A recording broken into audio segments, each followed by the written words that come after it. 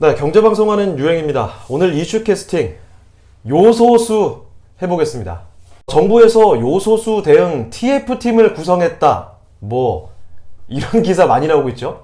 기사가 지금 나올 정도로 한 주 동안에 그 요소수 얘기가 정말 난리도 아닙니다. 이번 주 내내 계속해서 나오고 있는 문제인데요. 요소수 대란, 지금 뉴스에서도 나오고 있고, 거기다가 시장에서도 요소수 관련주들 이렇게 해서 계속 이야기가 언급이 되고 있습니다. 자, 일단은 요소수가 뭔지 말씀을 드리기 전에 그 요소수가 나오게 되는 맥락, 그 히스토리부터 조금 접근을 먼저 해보도록 하겠습니다. 유럽의 환경 규제가 있어요. 유럽에서 환경을 해칠 만한 요소들 딱 규제를 통해서 친환경 정책을 하겠다. 이 친환경, 환경 규제, 이런 이야기는 증시, 증거 투자를 하시다 보면 많이들 들어보셨을 텐데, 2015년에 EU에서 도입한 규제가 한 가지 있습니다. 배기가스 규제 중에 하나인데요. 배기가스 규제 중에 하나로 유로6라는 규제가 도입이 된 거예요. 이 유로6가 전 세계 자동차 시장에 적용이 됐습니다. 우리나라도 사실 마찬가지로 이 규제를 적용을 받게 됐거든요. 자, 그런데 디젤차가 유해물질이 조금 더 많이 나온다 라는 사실을 알고 계시는지 모르겠습니다. 디젤차는요, 이 태생적으로 가솔린 있죠, 휘발유, 이 차량보다도 그 배기가스가 더 많이 배출이 되는 구조를 갖고 있어요. 특히 우리가 그 중에서 기억해야 되는 거는 질소산화물. 네, 이 질소산화물, 녹스라고 이야기를 하거든요. NOx, 녹스를 기억을 해 두셔야 됩니다. 자, 그래서 이 디젤차에는 유로6 기준을 충족시키기 위해서 이 배기가스를 줄이는 장치가 꼭 들어가야 된다는 사실. 참고로 말씀드리면 배기가스를 정화하는 방식이 여러 가지가 있습니다. 첫 번째로는 TPF라는 방식이 있는데요. 엔진에서 발생한 미세먼지를 포집을 해서 잡아서 태워버리는 이런 방식이 한 가지 있고요. 또 한 가지는 EGR이라고 있는데, 배기가스를 일단 냉각을 합니다. 냉각을 하고 나서 다시 순환을 시키고요. 그리고 엔진의 질소화물을 발생량을 줄이는 방식을 택하는 한 가지 방식이 있는 거죠. 그리고 마지막 한 가지 방식이 SCR이라고 있습니다. SCR을 꼭 기억해 두셔야 되는 거예요. 자, SCR. SCR은 촉매에 의한 선택적 환원법이다 라고 이야기를 하는데요. 한마디로 말하면 촉매를 한 가지 이용해서 오염물질을 정화하는 화학적인 방법이다 라고 보시면 됩니다. 자, 이 화학적 방법인 SCR을 이용할 때 우리가 꼭 들어가야 되는 게 바로 이게 오늘 주제가 되는 요소수라는 거거든요.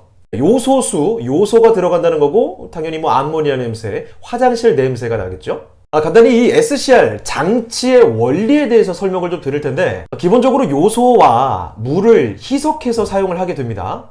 그래서 요소와 물을 희석해서 만든 요소수를 장치에 넣게 되면요, 보통 이 주유구가 있죠? 그쪽에 넣는 그 기관이 따로 있거든요. 그러면 요소수가 주행 중에 열을 받아서요, 이 암모니아로 바뀌게 되고, 그리고 이 암모니아가 배기가스와 화학 반응을 일으키게 됩니다. 자, 그러니까 이 배기가스, 질소산화물이라고 아까 전에 언급해드렸던 거 기억하시죠? 이 질소산화물을 질소와 또 물로 이렇게 화학적으로 분해를 시키게 되는 작용을 하게 되는데요. 그래서 결과적으로 오염물질을 70% 이상 확실하게 좀 줄여두는 그런 장치를 SCR 장치라고 이야기를 하는 겁니다. 바로 여기서 요소수가 사용이 되는 거고요. 자, 아무튼 쉽게 앞에 말씀드렸던 내용들을 다 잊으셔도 되고, 결과적으로 우리가 타는 디젤 차량에는 요소수를 줄이는 SCR 장치가 있다. SCR 장치들이 있다. 이렇게 보시면 되는데, 이 장치가 있으면 좀 좋다. 이 정도가 아니고요. 장치가 법적으로 반드시 있어야 됩니다. 네, 법적으로 반드시 필요하기 때문에 이게 없어지면 여기서 문제가 발생을 하게 되는 거고요. 혹시나 궁금하실까봐 참고로 말씀드리면, 만약에 요소수가 없으면 과연 어떤 문제가 발생할까 궁금하신 분들이 있으실 것 같아요.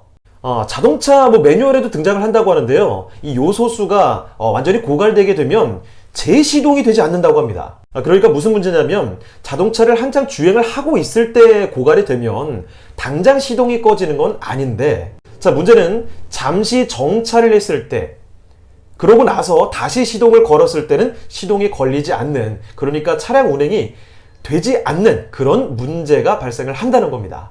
그런데 이 요소수가 없어서 지금 시장에서 사지를 못하고 있다고 합니다. 바로 요소수 풍귀 현상이라고 하는 건데요. 자, 왜 이게 지금 문제가 되느냐 하면은 지금 현재 3분의 2 이상, 그러니까 이 요소라는 것을 우리가 전적으로 중국에서 수입을 해서 쓰고 있는, 의존을 하고 있는 상황이기 때문이죠. 왜 이렇게 의존을 하고 있느냐도 궁금하실 텐데, 그건요, 일단은 뭐 채산성, 원료의 채산성이라든지 생산 시설에 들어가는 어떤 생산 단가, 이런 것들이 좀 맞지를 않는데요. 자, 그래서 생산 시설도 지금은 딱히 없고 이런 상황이기 때문에 중국에 일단은 의존하고 있는 상황이라는 점을 넣어두시고요. 참고로 세계 최대의 요소 생산국이자 수출을 하고 있는 게 바로 중국 시장입니다. 매년 약 500만 톤에 이르는 요소를 세계 시장에 공급을 하고 있고요. 자, 거기다가 중국의 요소 수출 대상국 중에서 인도 다음으로 우리나라가 바로 2위에 랭크가 되어 있다는 사실도 기억을 해두시죠. 자, 그런데 여기서 생기는 정말 큰 문제는 뭐냐면 이 요소를 무엇으로 만드느냐, 바로 이 포인트입니다. 바로 석탄이나 천연가스에서 요소를 추출을 하게 되는데요. 자, 아시다시피 중국과 호주가 지금 무역 전쟁을 벌이고 있는 상황입니다. 그래서 중국에서 호주산 석탄을 수입을 하는데 굉장히 문제가 생겼죠. 그러니까 다시 말하면 중국에 석탄 수급난이 발생을 했다는 겁니다. 자, 거기다가 중국에서는 대부분의 전력을 석탄 화력 발전에 의존을 하고 있는데요. 거기다가 이 올림픽을 앞두고서 석탄 화력 발전을 줄여라 라는 시진핑의 또 이야기도 있었기 때문에, 그래서 또 전력난도 발생을 하고 있는 중국의 현재 상황입니다. 자, 거기다가 엎친 데 덮친 격이죠. 중국에서는 지난달에 주요 석탄 산지죠. 이 산시성이라는 곳에서 홍수가 발생을 했습니다. 네, 그래서 이 홍수가 발생을 했기 때문에 여기에 석탄 수급난이 더욱더 가중이 되어 있는 그런 현실이라는 점. 자, 이러다 보니까 중국에서는 지금 석탄 수급에 굉장히 또 비상 상황이 걸려 있는 상황인 거고요. 자, 그래서 석탄에서 뽑는 이 요소에 대해서도 수출을 엄격하게 제한을 하게 돼버린 바로 이런 상황입니다. 자, 그래서 우리 시장에서도 지금 이 요소를 수입을 해오지 못하는 상황이기 때문에 요소수가 바닥이 나게 됐고요. 요소수가 없기 때문에 당연히 디젤 차량의 운행에 좀 지장이 있게 되는데, 아실지 모르겠지만 화물 차량들이나 아니면 버스 같은 차량들, 이쪽에는 대부분 디젤 차량입니다. 자, 그래서 디젤 차량에 요소수가 없다? 당연히 운행 자체에 문제가 생기게 되는 것이고, 그래서 물류 대란의 가능성, 이 우려감이 굉장히 커지게 되면서 물류주들이 우리 주식시장에서 움직이게 된 겁니다. 자, 이 물류주들 중에서도 이번에 시장에서 관심을 받았던 종목들을 간단히 언급드리면 동방이 있죠, KCTC 있습니다, 한솔 로지스틱스 있고요, 한익스프레스 아니면 CJ 대한통운, 이런 물류 관련된 종목들이 시장에서 핫하게 관심이 생겼다는 겁니다. 거기에다가 요소가 들어가는 이 비료 쪽에도 문제가 생길 수도 있다. 네, 바로 이런 점이 부각이 되면서 비료주들도 갑자기 시장에서 관심을 더 크게 받게 됐는데요. 대표적인 종목들이 효성 OMB, 아니면 뭐 경농, 조비, 바로 이런 종목들이 있습니다. 자, 그리고 당연히 화물 차량의 운행에 지장이 되게 되면서 철근과 또 시멘트, 레미콘, 이쪽에 수급 자체가 생산이 좀 지장이 생길 수가 있다. 물류가 안 도니까요.